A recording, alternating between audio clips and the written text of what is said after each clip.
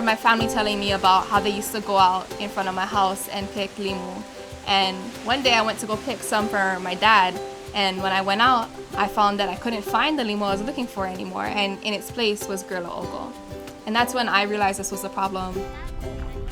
This is all back in 2014, 2015, and then I went away for a few years to college, and when the pandemic hit, I was brought back home, and it kind of just so happened that this conversation was being brought up again. It's Gorilla Ogo, and I grew up over here my whole life, and it wasn't like this when I was growing up. So it's all in the last couple of years. I'm from the east side of Molokai, born and raised here. I'm also part of the Molokai Gorilla Ogo Hui.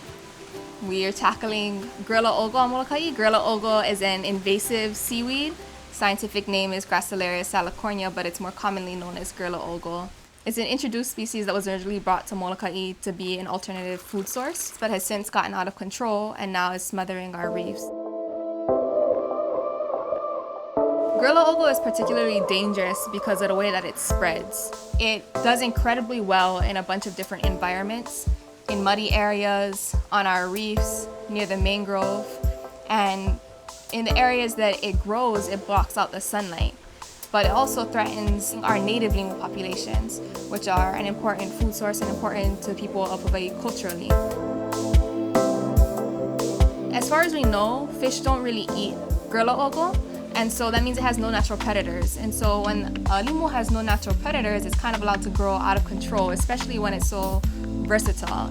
And so this is threatening not only our reefs just as an ecosystem. If we like to fish and we like to go and pick limu, we like to use the areas to go and swim. Gorilla Ogo is threatening our way of life. This isn't the first time that the issue of Gorilla Ogo has been brought up in our community. There was actually a study done about 5 years ago, but since that momentum has kind of died off a little bit, and it was really during the pandemic that Gorilla Ogo was brought up again as an alternative food source. One of the goals is to try and find some food for those in need on Molokai. The Gorilla Ogo came to Molokai from this district, so we're starting over here to see if this pest can actually become a food source for us. Right. This is the first washing. One of our local fishermen actually took us out to Pala'au area to go and see the extent of the Gorilla Ogo there, and that's when we realized how bad this problem was. We could see that there was such little biodiversity. All that was really growing there was Gorilla Ogo and mangrove, and any type of native limu or fish that you might usually see right there are all being choked out by the presence of this limu. And so that's when we realized we really need to come together and brainstorm some strategies for how to tackle this issue. Like 25. I don't think we're. So we're meeting over Zoom, trying to talk to all the experts that we could find, both cultural practitioners and academic experts as well. We talked with the guys at Mauna Lua Bay who have successfully controlled their Gorilla Ogo problem, and while Molokai is different, we wanted to learn from them to implement their strategies over here while still making sure that they were appropriate for our shorelines.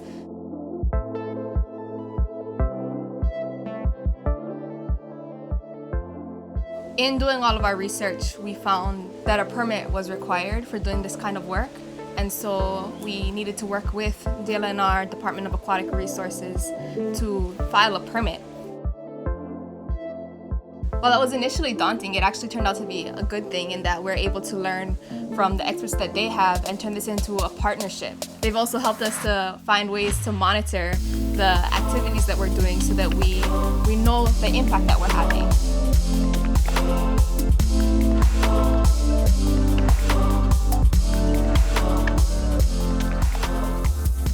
After 6 months, we got our permit and we're able to start doing smaller trial runs. 10, 15 people coming out, being really careful with what we're doing, taking note of how many hours are being put into this work. So initially, we were taking out more like 600, 700 pounds during these cleanups. When they had come and they had cleaned out all of this. We're here on the west side of Kanakakai Wharf, and this area right here is about maybe a 10-acre area. Further out that way we'll get deeper, so we started before the low tide so we could get all of this that's exposed right now. But this is what they look like. This is probably about 2 pounds right here. So this area, 10 acres, has probably got 20 tons, maybe more. If the limu left unchecked, the thing overtake the natural environment and the thing suffocate them, man. So all of the fishermen, the guys who eat fish, all the way down the line, they all get negatively impacted by this limu if it's not controlled. There's a lot of different potential uses for it, and we're very much in the early stages of the planning process. So hoping that now that we have some momentum, we'll be able to figure out how to come up with a long-term fix for this issue. Working together is the best thing we can do, I guess. You know, come together and figure this out together. You gotta just keep at it. Keep going until it's all nice and beautiful back to its original state. Once we moved past some of our trial runs, we were able to bring the community out, and it was really encouraging to see how many people came out. Now we're able to take out closer to 7,000 to 8,000 pounds per 2-hour cleanup. And we're able to do this much more efficiently. We have a process, we have roles. All the new volunteers and the returning ones as well go through a quick training where we talk about what we're doing to make sure this is safe, that we're not spreading any more gorilla ogo than we're taking out.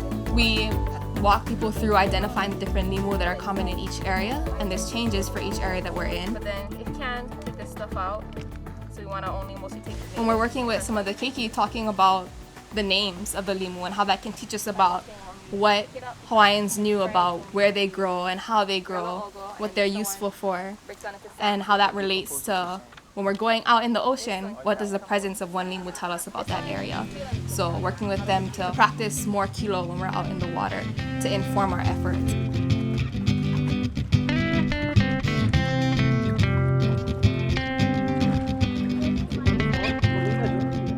When I see kupuna telling their opuna about how the limu used to be, how they used to go out and gather, the different foods they used to make, which one was their favorite, and then getting to learn from them. A lot of times you'll hear aunties telling, kids about how when I was younger, we used to find this limu here, and this one was my favorite one, but I cannot find them anymore. It saddens me that it's harder and harder to find the good ogo and the good limu, because this is a harbor and there's commerce here, but it was also Kanakakai's beach, where they would go swim and go gather. Since a lot of us in the younger generation, we don't remember an ocean that looked like that. So to know where we're going, we really have to pay attention to the knowledge of all of our kupuna. Our goal is to be able to get back to that kind of point where we can have those limu again and have those gathering practices where our ocean is healthy enough to support that. Some of the organizations that we originally partnered with are Sustainable Molokai, Aina Momona, Ola Molokai Homeschool, the Hapai Project, which is growing and replanting native limu. Sustainable Molokai was really supportive of our efforts in helping us to apply and get our permit, and since it's kind of transitioned to being supported by Aina Momona and the crew at Kabanui Loko'ia to really fuel a lot of our on-the-ground movement to have a place to compost our limu where it can support growing kalo, growing ulu, a lot of our native crops. Well, at first, when we first pull the gorilla ogo out of the water, it looks like this, dark green and brown. We wash them off, and then we allow it to dry, puli it, dry some more until it looks more like this here. We want to make sure everything in there is white, which means that it's dead. So as this decomposes and dries out, we'll either compost it or till it into the soil to use as a soil amendment for all of our garden over here. In looking towards the future, we know that this isn't a short-term problem. This is going to require a lot of work going forward, and we want to be able to turn this into something that can support local families. We want to be able to have full-time employees doing meaningful work like this in resource management. We want to see our native limu come back and to be able to be stewards of protecting this ocean, protecting these resources, and to make sure that all of our keiki know how to do that too. And coming out to Malama, our ocean, everybody has a place in this. We all benefit from being able to live on this beautiful island, and we all have a responsibility to take care of it.